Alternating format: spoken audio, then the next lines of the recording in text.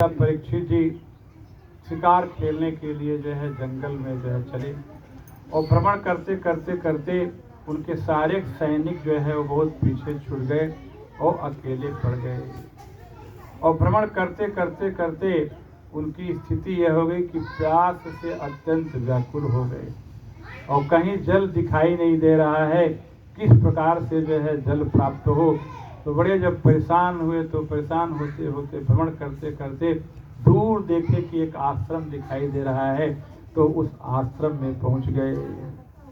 और पहुंचे तो अब राजा हैं तो राजा का तो राजोचित स्वागत होना चाहिए।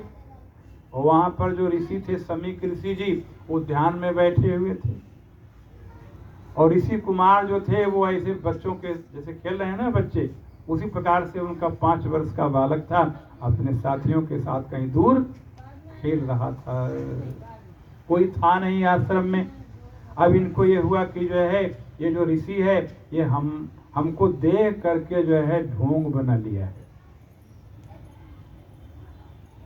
ये जो है जान रहा है कि जो है क्योंकि मेरा रथ तो आ रहा है ना, तो रथ की ध्वनि तो आ रही है, तो रथ की ध्वनि को सुन करके जो है इसको उठना चाहिए और उठ करके जो है स्वागत करना चाहिए, हमको जो है पाद्य अर्घ इत्यादि देना चाहिए, क्योंकि मैं राजा हूँ इस क्षेत्र का। तो ये लगता है कि जो है ये स्वांग रचाया हुआ है, आडंबर बनाया हुआ है। और वस्तुतः तो ऋषि तो उस समय समाधि में थे, भगवान के ध्यान को लगा करके जो है समाहित चित्त हो गए थे। उनको किसी भी प्रकार का कुछ पता था ही नहीं। तो राजा को ये जो है अहम भाव आया कि ये ऋषि जो है मेरा जानबूझ करके स्वागत सत्कार नहीं कर रहा है। फिर आवाज दिए कि मैं जो है परीक्षित चक्रवर्ती सम्राट हूँ, यहाँ पर उपस्थित हुआ हूँ और आप जो है हमारा कुछ स्वागत सत्कार नहीं करते हैं। लेकिन ऋषि तो समाधि में थे, उनको जो है कोई शब्द ऐसा सुनाई नहीं दिया। फिर जो है बोले, लेकिन ऋषि को कुछ ध्यान नहीं समाधि में होने के कारण।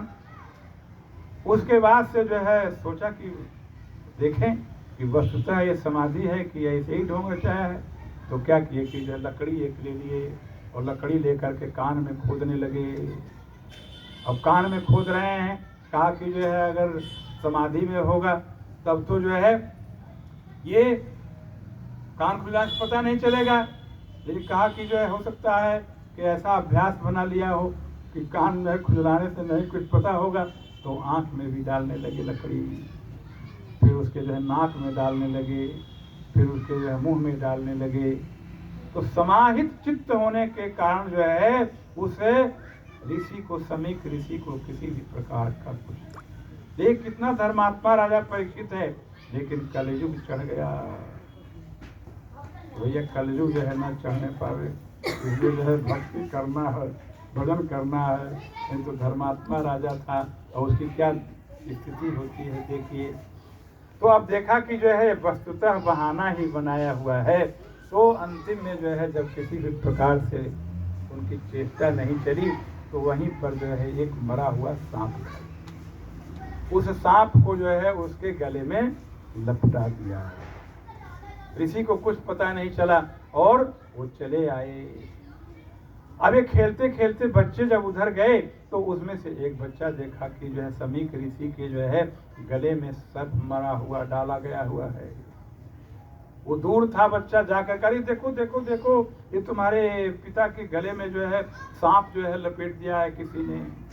अब समीक जो है आया, और समीक जब आया तो जो है उसको पता चला ये राजा जो है आया हुआ था।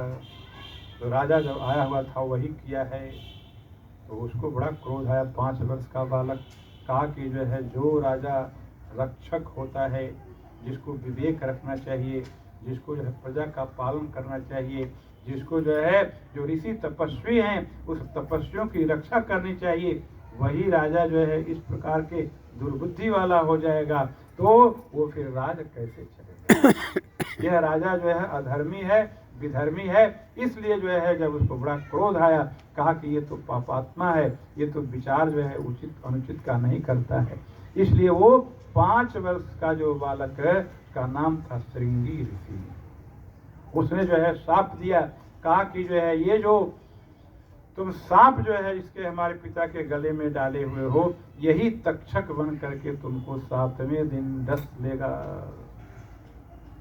यह जब समाचार सुने परीक्षित जी तो उनको सन्न हो गया, बिल्कुल जो है कि वो मैंने, क्योंकि वो मुकुट उतारे और मुकुट उतारते जो है उनको ज्ञान हो गया और तब तक की बात जो है पहुंच गई।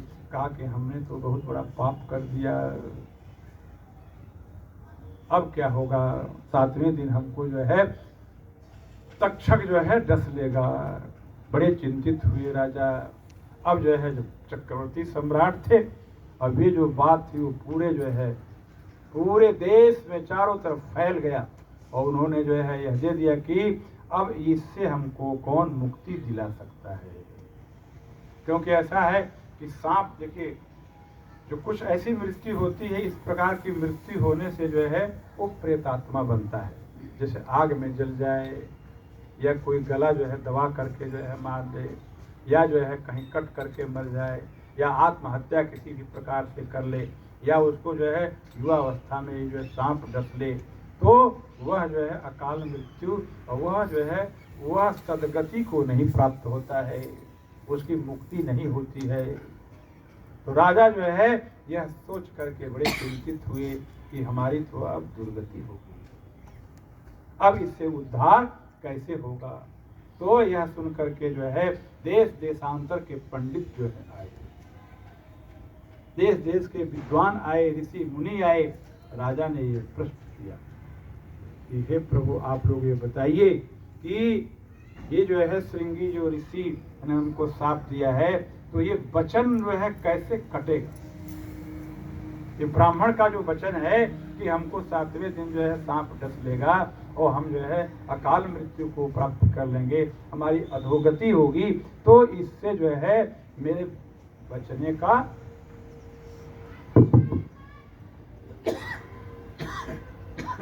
क्या उपाय है। अब जो है कोई भी जो है उसमें से ऋषि तपस्वी सिद्ध मुनि जो है ये समर्थ नहीं हो पाया कि उनको बता पावे कि ये जो है जो ऋषि ने श्राप दे दिया है वो उसका जो है काट क्या है, मुक्ति कैसे हो सकती है, उससे रक्षा कैसे हो सकती है। तो कैसे रक्षा होगी, अब हम इसको आगे जो है बताएंगे। तब तक आप